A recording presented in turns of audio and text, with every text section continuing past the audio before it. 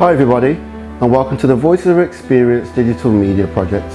My name is Christopher Leslie, and I'm one of the directors for Inside Out Support Wales, who are bringing you this fantastic new project.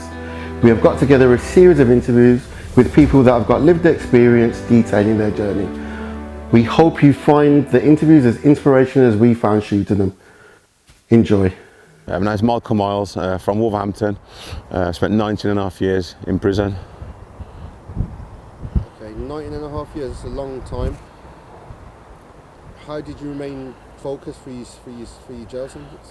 You know, it's not so much being focused through my jail, it's just keeping focused when I come out, because in jail things are hard.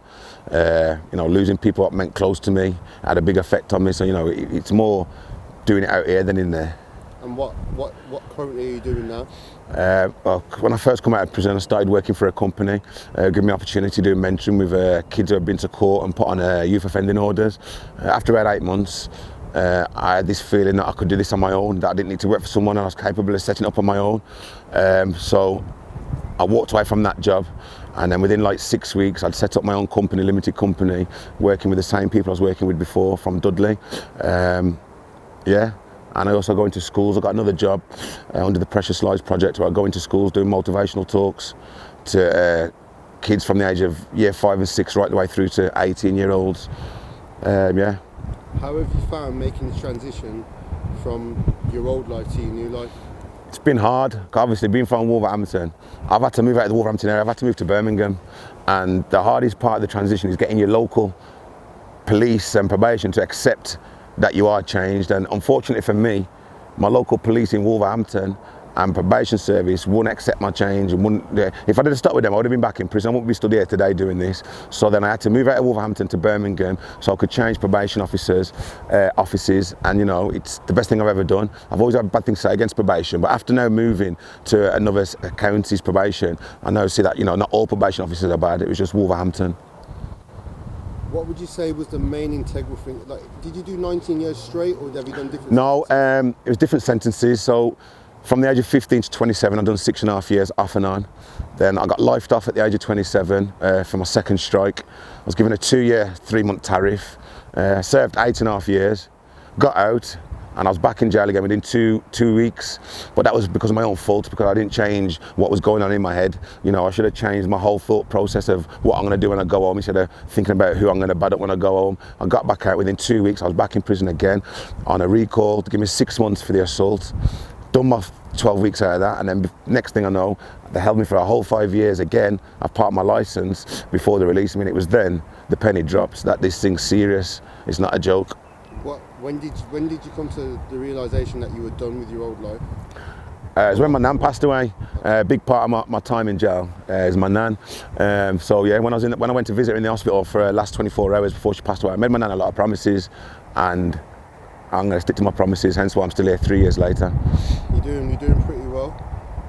In terms of your transition, what would you say has been the hardest part of my transition is people accepting, like I've just said. For me, that's been the hardest part. Is that social circle, or just professionals around? Social circle, yeah. I have the one or two who say, and that is working with the police, and that is this, and that is that. I don't work with the police. The police come to me for me to give my talks in schools, and I get paid. That's all my work is. But for those who think that I do work with the police, they're not my friends. They can't be my friends. My real friends pat me on the back and say, you know what, Natty, well done. You've come a long way, keep it up. So that's what counts. In terms of, we can just speak through because it's rolling. Okay then, a bit of a weird question, but are you proud of yourself? Very proud of myself. And what makes me feel proud of myself is it's not that I feel it myself, is that other people, the way other people praise me, then it makes me realise then that, you know what, I'm actually doing something good. Like this morning, I've been in a school doing a talk this morning, and one of the post-it notes from one of the kids is, well done. That's all it says on there, well done. I'm thinking, what, I've got a 13-year-old kid telling me well done for what I've done with my life. And that's what makes me realise, what makes me start to be proud of myself. If there's any advice you could give to someone just starting out a sentence, midway through a sentence, in terms of the transition, because sometimes we all need help to kind of make that change, what's the best advice you could give? As I said, I was in jail for a long time, and for many years I used to play up in jail, and I didn't play to the ball of how prison should be. I was doing my own thing, but after about 12 years, 10 years, I decided to change and fix up, and it was then and I started getting more chances in jail with the work I was doing. One final question. In terms of your old life to your new life, would you say you're more happier now than you were before?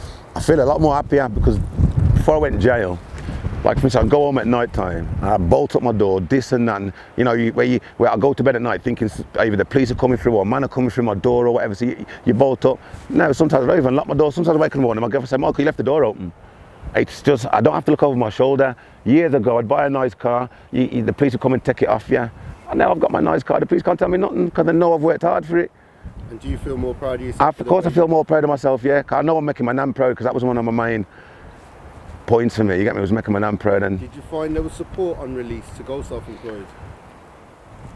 No. There wasn't. Once again, I tried to move heaven and earth with my local probation to get help and support with a lot of things. I wasn't getting it. I had to do it off my own back. It was just look at a friend who I had many years ago who had set up this company. It seemed I'd come out of jail and thought, you know what, let's give Natty a chance. It took one person to give me this chance, and this person did it. Chris, my friend, Chris gave me this opportunity to do what I wanted to do. And as I said, here I am 3 years later, this June. So, in terms of where you're at now, do you want to give people like a snapshot in where your business is at, how you've scaled, how you've evolved? Yeah, so I started off doing this on my own. I was working on my own, and then it got to a stage where I was getting too much work. So then I've had to employ 2 people. Both of them are family members, cousins, who've got lived experience like myself. This is why they're so good at the job. So yeah, so there's 3 of us on board. It just keeps on growing and growing and growing.